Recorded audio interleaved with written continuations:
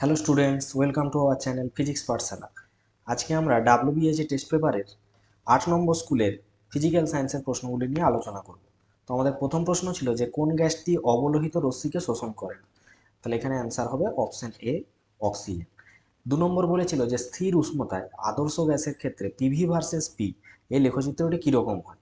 না এক্স অক্ষের সমান্তরাল। আমরা দেখেছি এই লেখচিত্রটা যে কীরকম হয়ে থাকে, না পিভি ওয়াই অক্ষ বরাবর এবং পি যেটা সেটা হয়ে থাকে ওয়াই এক্স অক্ষ বরাবর। লেখচিত্রটা হয়ে থাকে এরকম, পিভি ভার্সেস পি। মিথেন গ্যাসের বাষ্প ঘনত্ব দেওয়া আছে, আবারও সে একই ফর্মুলা, এম সমান 2D। প্রত্যেক দিনই আমরা কোনো না কোনো স্কুলে এটা তো করতেই থাকি এই সূত্রের। তাহলে এখানে বাষ্প ঘনত্ব মানে ডি এর মান দেওয়া আছে। আচ্ছা, বাষ্প ঘনত্ব জিজ্ঞেস করেছে, তাহলে আণবিক ভর কত হয় মিথেনের? না কার্বনের 12 এবং হাইড্রোজেন 1 × 4 মানে 16। তাহলে আমাকে জিজ্ঞেস করেছে ডি এর মান, ডি সমান কি লিখবে, m/2। এম এর মান কত এসছে 16/2 করলে অ্যান্সার হবে আমার 8। তাহলে 8 হবে আমাদের সঠিক উত্তর। কঠিন পদার্থের দৈর্ঘ্য প্রসারণ গুণাঙ্কের একক কি লেখা হবে? না কঠিন পদার্থের দৈর্ঘ্য প্রসারণ গুণাঙ্ক লেখা হয়ে থাকে ডিগ্রি সেন্টিগ্রেড ইনভার্স। সাদা আলো প্রিজমের মধ্য দিয়ে অতিক্রম করার পর সর্বোচ্চ বিচ্যুতি কোন আলো দেখাবে? তাহলে যার তরঙ্গ দৈর্ঘ্য কম সে সবচেয়ে বেশি বিচ্যুতি দেখাবে। তাহলে অ্যান্সার কি হবে, বেগুনি বর্ণ। তাহলে এই প্রশ্নটাও রিপিটেড। নেক্সট হচ্ছে কোনো গোলীয় দর্পণের বক্রতা কেন্দ্রগামী আলোক রশ্মি দর্পণের উপর প্রতিফলনের পর প্রতিফলিত রশ্মি কোন দিকে যাবে? না প্রতিফলিত রশ্মি কোনটা দিয়ে যাবে, না আলোক কেন্দ্রের মধ্য দিয়ে।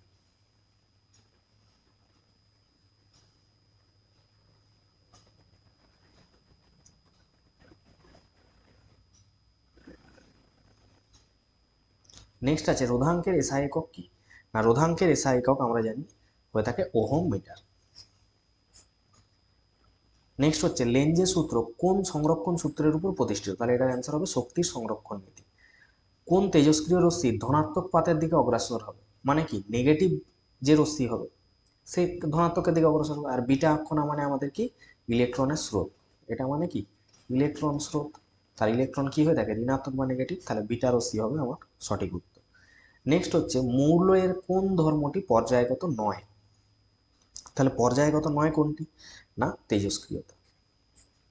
সমযোজী যৌগ কোনটা? এদের মধ্যে দেখো সমযোজী যৌগ কোনটি হবে? সমযোজী যৌগ আমরা জানি যে HCl গ্যাস অবস্থায় কিন্তু সমযোজী। এরপরে আছে মৃদু তড়িৎ বিশ্লেষ্য পদার্থ। মৃদু তড়িৎ বিশ্লেষ্য পদার্থ CH3COOH বা অ্যাসিটিক অ্যাসিড। হেমাটাইট আকরিক থেকে কোন ধাতু? অবশ্যই কি লোহাকে নিষ্কাশন করা হয়, মানে আয়রন হবে সঠিক উত্তর। উত্তপ্ত ম্যাগনেসিয়ামের উপর দিয়ে যদি আমরা নাইট্রোজেন গ্যাস চালনা করি তাহলে যে পদার্থ উৎপন্ন হয় তাহলে কি হয়, এটা Mg3N2 হয়, ম্যাগনেসিয়াম নাইট্রাইট। নেক্সট হচ্ছে অ্যাসিটিক অ্যাসিডের সঙ্গে যখন সোডিয়াম বাইকার্বনেটের বিক্রিয়া হয় কি উৎপন্ন হয়, না কার্বন ডাইঅক্সাইড গ্যাস উৎপন্ন হয়। নেক্সট হচ্ছে কোলবেড। কোলবেড থেকে কোন জ্বালানি প্রস্তুত করা হয়?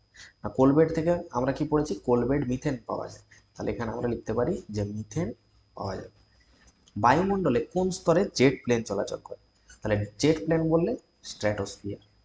আর যদি বলে প্রপেলার যুক্ত প্লেন, আগের দিন করেছি, তাহলে কি লিখবে ট্রপোস্ফিয়ার। তাহলে জেট প্লেন বললে স্ট্র্যাটোস্ফিয়ার। নেক্সট হচ্ছে গ্যাস হোল কি? না গ্যাস হোল হচ্ছে পেট্রোল প্লাস 10% ইথানল, এর যে মিশ্রণ তাকেই বলা হয় থাকে গ্যাস হোল। বয়েল আর চাল দুজনের ক্ষেত্রে কোন ভৌত রাশি কিন্তু দুজনের ক্ষেত্রেই কমন? তাহলে এর ক্ষেত্রে আমরা জানি উষ্ণতা ধ্রুবক নির্দিষ্ট ভরের গ্যাসের ক্ষেত্রে, এর ক্ষেত্রেও কিন্তু চাপ স্থির চাপ নির্দিষ্ট ভর। তাহলে দুজনের মধ্যে কমন কে, না ভর। তাহলে ভরটা হচ্ছে দুজনের কাছেই কমন। নেক্সট হচ্ছে কত ডিগ্রি সেন্টিগ্রেড উষ্ণতায় সব গ্যাসের আয়তন সমান? না পরম শূন্য উষ্ণতা, তার মান আমরা সবাই জানি 273 ডিগ্রি সেন্টিগ্রেড। পাত্রের প্রসারণ যদি বেশি হয়ে যায় তাহলে আপাত প্রসারণের কি পরিবর্তন হবে? পাত্রের প্রসারণ বেশি হলে আপাত প্রসারণ কম হবে, কম হবে। তাপ পরিবাহিতাঙ্কের মাত্রা, এটাও রিপিটেড কোশ্চেন আমাদের। তাপ পরিবাহিতাঙ্কের মাত্রা আগেও লেখা হয়েছে, কি হবে mL T⁻³ θ⁻1। এবার বলেছে যে দৃশ্যমান যে আলো তার রেঞ্জটা কতটা? দৃশ্যমান আলোর যে রেঞ্জ সেটা হচ্ছে 4000 অ্যাংস্ট্রম থেকে 8000 অ্যাংস্ট্রম। নেক্সট হচ্ছে সমতল দর্পণের ক্ষেত্রে ফোকাসের অবস্থা। এটাও আমাদের রিপিটেড কোশ্চেন, যে সমতল দর্পণের ফোকাস দৈর্ঘ্য কত হয়। তাহলে এটার অ্যান্সার কি হবে? আমরা প্রতিবারই করেছি এরকম চিহ্ন দিয়ে, মানে কি অসীম। নেক্সট হচ্ছে একটি বাতাসের বুদবুদ জলের মধ্যে কি ধরনের লেন্সের মতো আচরণ করে। এটাও আমাদের রিপিটেড কোশ্চেন। কি ধরনের আচরণ করে? না অবতল লেন্স। অর্ধপরিবাহী রোধাঙ্ক উষ্ণতার সাথে কিভাবে পরিবর্তিত হয়? কমে যায়। উষ্ণতা বৃদ্ধি করলে কমে যাবে, উষ্ণতা বৃদ্ধি করলে, উষ্ণতা বৃদ্ধি করলে। নেক্সট হচ্ছে একটি পরিবাহীকে টেনে তার দৈর্ঘ্য যদি 3 গুণ করা হয় তাহলে রোধের কি পরিবর্তন হবে? আমরা জানি আর সমান রো ইন্টু এল বাই এ। তাহলে দেখো আর এর সাথে দৈর্ঘ্যের সাথে রোধের কি সম্পর্ক? সমানুপাতিক সম্পর্ক। তার মানে আমরা যদি পরিবাহীকে টেনে 3 গুণ বৃদ্ধি করি তাহলে রোধের পরিবর্তন কি হবে? 3 গুণ বৃদ্ধি পাবে। এরপর নেক্সট হচ্ছে একটি পরমাণু থেকে কটি আলফা কণা এবং কটি বিটা কণা নির্গত হলে যে নতুন পরমাণু হবে সেটা একটা আইসোটোপ হবে। আইসোটোপ কখন হয়? না আইসোটোপ হয় যখন আমাদের কোনো পরমাণুর প্রোটন সংখ্যাটা সমান হয় বা পারমাণবিক সংখ্যাটা সমান। ধরো একটা আমি বলছি জেড, একটা এক্স পরমাণু আছে, এটা এটা তার ভর সংখ্যা, এটা তার পরমাণু ক্রমাঙ্ককে নির্দেশ করে। তাহলে বলো, যদি একটি আলফা কণা নির্গত হয় তাহলে কি হবে? নিচেরটা আমার কত কমে যায়? 2 কমে, তাহলে Z-2 হবে এবং ভর সংখ্যা হয় 4 কমে যায়। নেক্সট এটাকে জেড করতে গেলে আমাকে কি করতে হবে? দেখো পরমাণু ক্রমাঙ্কটাকে আমার বা পারমাণবিক সংখ্যা যদি সমান হয় তাহলে সেটা আইসোটোপ হবে। তাহলে এরপরে যদি একটা বিটা কণা নির্গত হয় ভর সংখ্যা একই থাকবে, মানে A-4, এবং এটা কি হবে? 1 বৃদ্ধি পাবে, মানে Z-2+1। তাহলে কি লিখবো এখন? এখন লিখতে পারি ভর সংখ্যা সেম আছে, মাইনাসে প্লাসে মাইনাস, মানে হয়ে যাবে Z-1। এরপরে আবার এটাকে জেড বানাতে কি করলে আবার একটা বিটা কণা নির্গত করবে, তাহলে কি হবে? না আবার 1 বৃদ্ধি পাবে। ভর সংখ্যা কিন্তু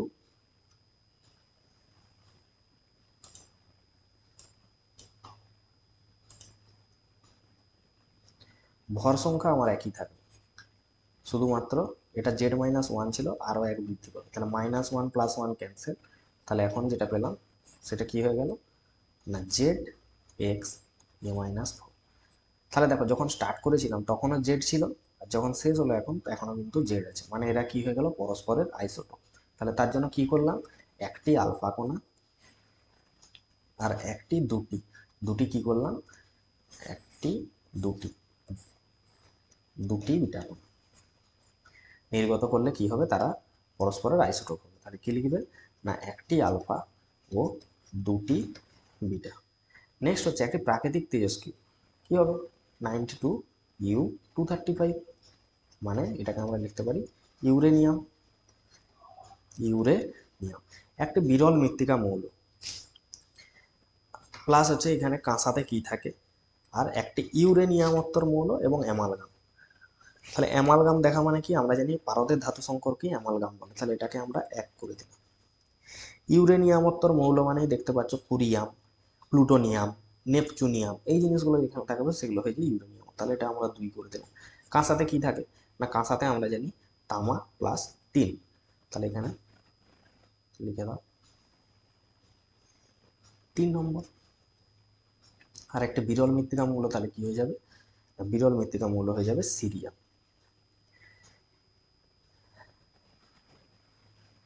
নেক্সট প্রশ্ন বলেছে যে সোডিয়াম আর সোডিয়াম আয়ন এদের মধ্যে কোনটি সুস্থিত? অবশ্যই Na+ হবে আমাদের বেশি সুস্থিত, কারণ এমনি Na যেটা আছে তার কি হয় 11, মানে 2 8 1।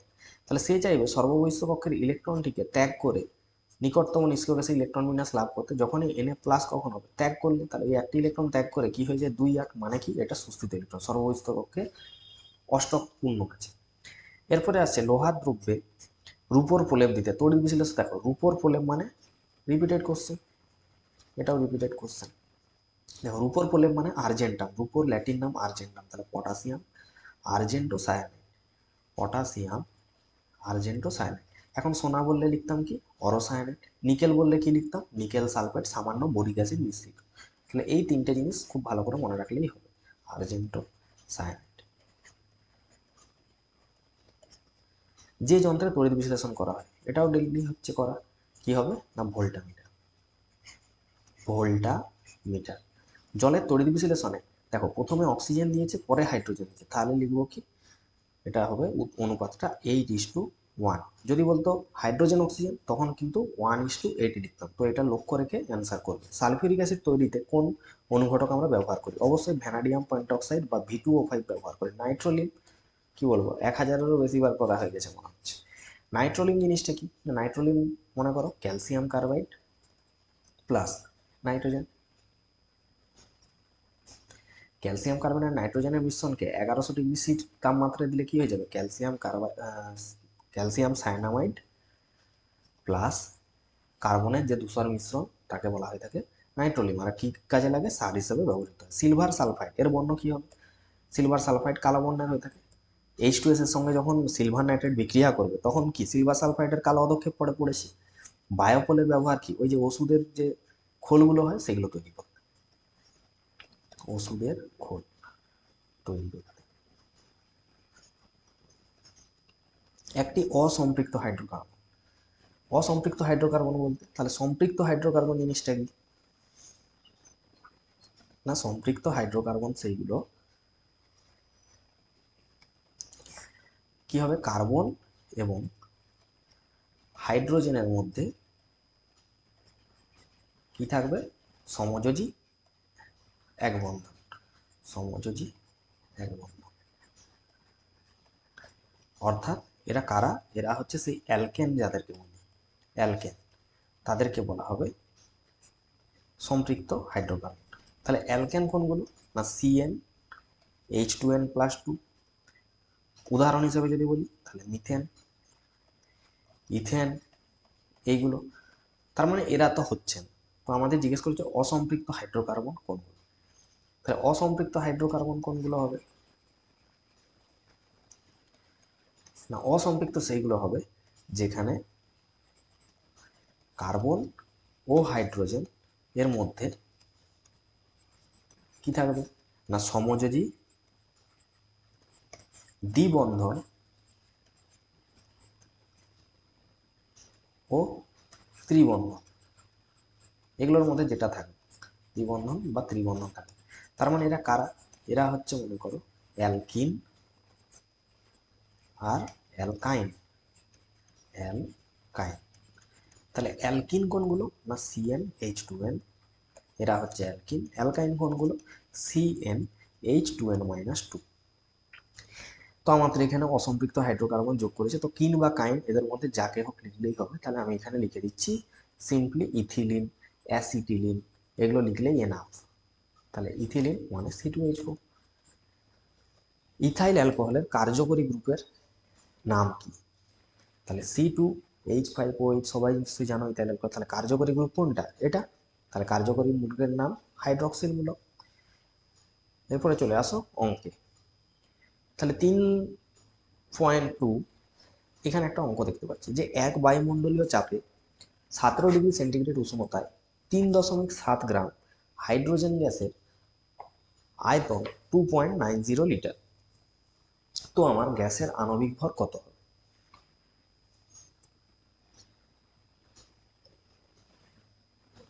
তাহলে করতে থাকো। তাহলে টেম্পারেচার 17 ডিগ্রি সেন্টিগ্রেড, তাহলে 17 প্লাস 273, ক্যালভিনে করলে কত হবে, 290 ক্যালভিন। এবার আমাকে যে ওজনটা দেওয়া আছে সেটা কত গ্রাম না, 3.7 গ্রাম। আয়তনটা দেখো কি দেওয়া আছে না, 2.90 লিটার।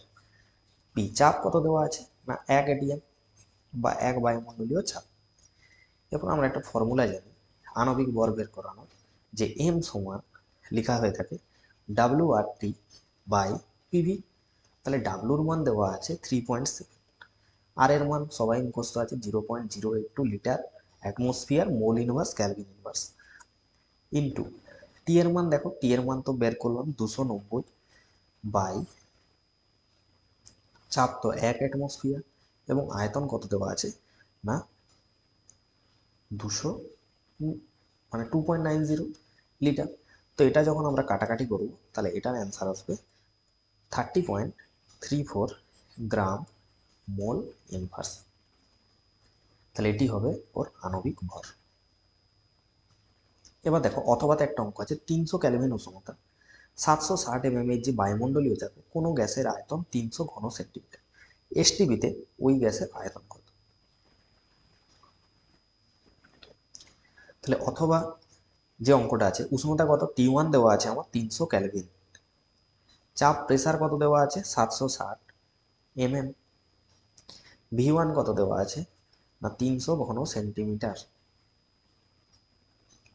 আর T2 কত দেওয়া আছে না প্রমাণ উষ্ণতা ধরে নাও 0°C দেওয়ার প্রমাণ উষ্ণতায় বের করতে হবে 273 ক্যালভিন, এবং প্রমাণ চাপ ধরে নাও P2 ধরে নাও প্রমাণ চাপ সেটা 760 mmHg, এটাও mmHg। তাহলে আমরা কি ফর্মুলা জানি না জানি যে P1 V1 বাই T1 সমান P2 V2 বাই T2, और V2 সমান লেখা হয়ে থাকে P1 V1 into T2 by T1 into P2। তাহলে এখানে যদি প্রত্যেকের মান বসাই তাহলে 760 ইন্টু 300 ইন্টু 273 বাই এখানে লিখতে পারি 300 ইন্টু 760, তাহলে সমান কত হবে 273 ঘন সেন্টিমিটার। দেখতেই পাচ্ছ যে 760 ক্যান্সেল, 300 ক্যান্সেল, তাহলে এটা হচ্ছে আমাদের অ্যান্সার। পরের প্রশ্ন কি বলেছে দেখো, অঙ্ক কি আছে আর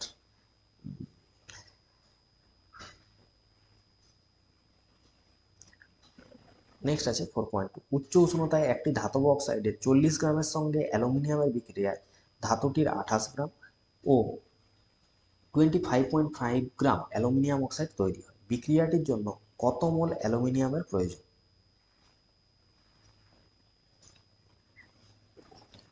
তাহলে কি লিখবো না ধরছি যে ধাতব অক্সাইড একটা উৎপন্ন হবে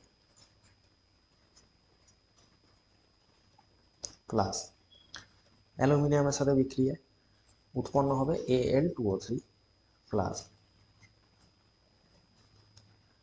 যে হোক ধাতু একটা আছে, তো ধাতব অক্সাইড কত 40 গ্রাম, এবার অ্যালুমিনিয়ামটা আমি ধরে নিচ্ছি কতটা অ্যালুমিনিয়াম লিখে না x গ্রাম বলে দিচ্ছি, Al2O3 25.5 গ্রাম এবং যে ধাতুটা হবে সেটা হচ্ছে 28 গ্রাম, এগুলো দেওয়া আছে।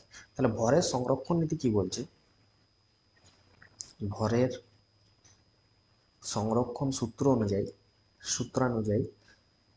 আমরা কি জানি বলতে পারি যে এদিকের যেটা আছে 40 প্লাস x লিখছি, এদিকের ভর আর ওদিকের ভর আমার সমান হতে হবে 25.5 প্লাস 28, তাহলে x সমান কত আসবে না x সমান আসবে 53.5 মাইনাস 40, মানে এটার অ্যান্সার হবে 13.5 গ্রাম। এরপরে আছে 2ZNS প্লাস 3O2 থেকে উৎপন্ন হচ্ছে 2ZNO প্লাস 2SO2, তাহলে 100 মোল ZNS থেকে কত গ্রাম ZNO এবং কত মোল SO2 উৎপন্ন হয়? তো দেখে নেওয়া যাক কিভাবে করব। দেখো প্রথমে সমীকরণটা লিখে নাও 2ZNS প্লাস 3O2 থেকে হচ্ছে 2ZNO প্লাস 2SO2,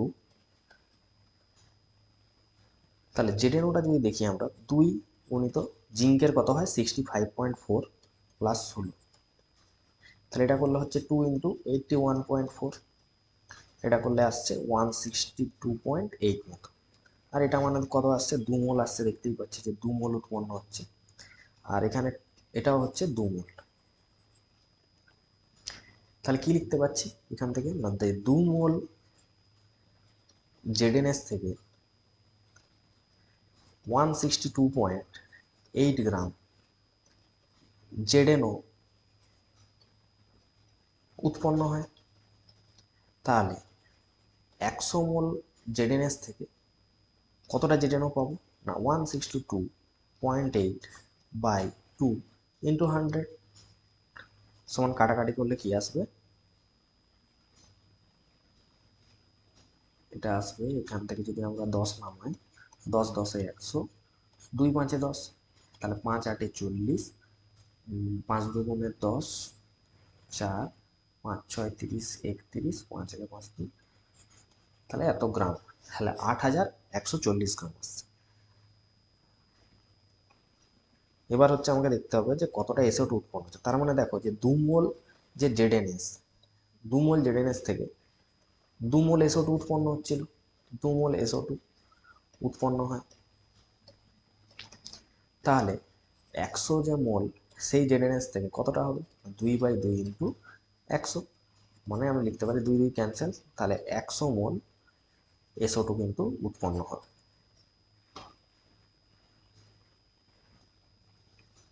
তাহলে এই গেল 4.2 এর অ্যান্সার। নেক্সট দেখো যে 4000 অ্যাংস্ট্রম আলো শূন্য মাধ্যম থেকে 1.5 প্রতিসরাঙ্কের কাঁচ মাধ্যমে প্রবেশ করলে কাঁচ মাধ্যমে আলোর বেগ কত হবে, এবং লেন্সের ক্ষমতার একক তো ডায়াপ্টার জানো, তাহলে এটা কিভাবে পাবো।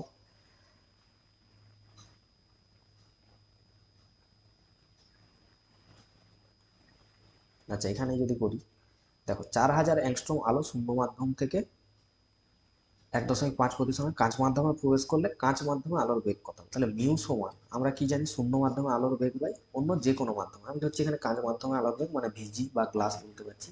এবার এখানে যে প্রতিসরাঙ্ক, এটা কাঁচের প্রতিসরাঙ্ক দেওয়া আছে, তাহলে কাঁচের যে আমাকে জিজ্ঞেস করছে আলোর বেগ কত হবে কাঁচ মাধ্যমে, মানে ভিজি বের করতে হবে, তাহলে ভিজি সমান আমি লিখতে পারি কি সি বাই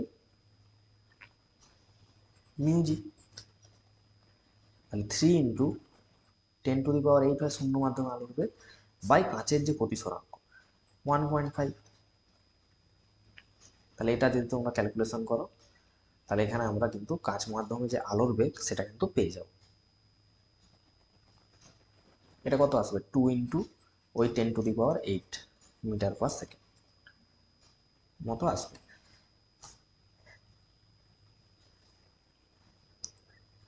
এরপরে নেক্সট হচ্ছে একটা সার্কিট দেওয়া আছে 4.7, এখানে আমাকে I1 I2 প্রত্যেকটা কারেন্ট কিন্তু নির্গত করতে হবে। এক হচ্ছে টোটাল সার্কিটের কারেন্ট, প্লাস হচ্ছে 3 ওহম রেজিস্ট্যান্সের কারেন্ট, আর এখানে 6 ওহম রেজিস্ট্যান্সের মধ্যে দিয়ে কত কারেন্ট যাচ্ছে সেটা বের করতে হবে।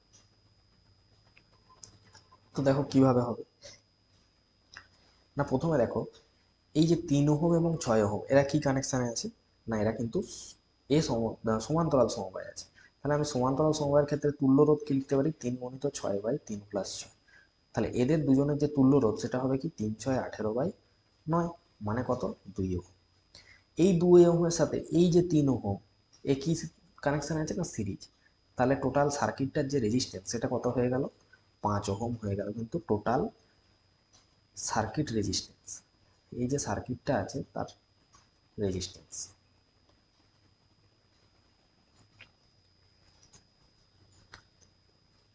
এবার দেখো এখানে আমার total circuit resistance 5 ohm, total সার্কিটে ভোল্টেজ আছে আমার 15 ভোল্ট, তাহলে আমি তো এখান থেকে আই পেয়ে যাবো, ওহমের সূত্র অনুযায়ী আই সমান কি বলে V/R, তাহলে ভোল্টেজ আমার টোটাল সার্কিট ভোল্টেজ 15 ভোল্ট, এবং টোটাল সার্কিটের যে রেজিস্ট্যান্স সেটা 5 ওহম, মানে আমার কারেন্ট কত 3 অ্যাম্পিয়ার।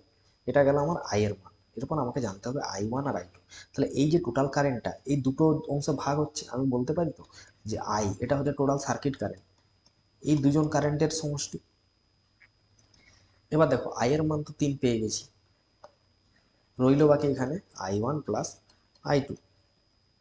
এবার দেখো গোটা সার্কিটে ভোল্টেজ সেম, মানে I1 R1 এর মধ্যে দিয়ে আমরা কি জানি সমান্তরাল সমবায়ের ক্ষেত্রে ভোল্টেজ কিন্তু কনস্ট্যান্ট থাকে, আর সেমি সমবায়ের ক্ষেত্রে কারেন্ট কনস্ট্যান্ট থাকে। তার মানে এই দুজনের মধ্যে ভোল্টেজ কনস্ট্যান্ট, মানে এর মধ্যেও যা ভোল্টেজ এর এগেনস্টও তার ভোল্টেজ, মানে I1 R1 সমান আমি বলতে পারি তো I2 R2।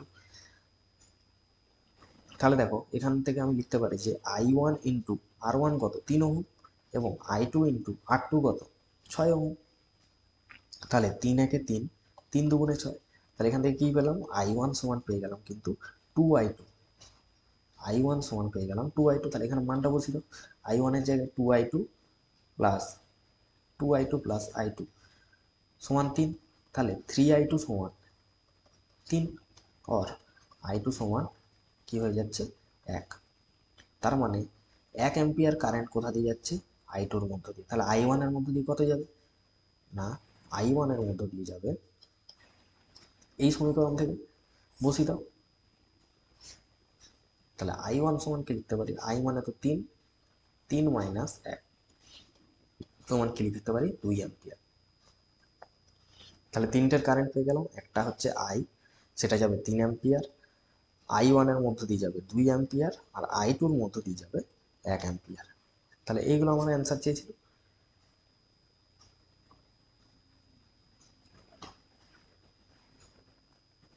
বাকি এটা তো তোমরা করতে পারবে। এ আর বি এর পরমাণু ক্রমাঙ্ক দিয়েছে, ইলেকট্রন বিন্যাস লিখবে 2 8 8 1, আর এটা হয়ে যাবে 2 8 7।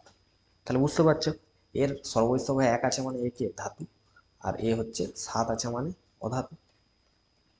তার মানে ধাতু অধাতুর মধ্যে কি যৌগ হবে, তড়িৎযোজী যৌগ, তড়িৎযোজী যৌগ।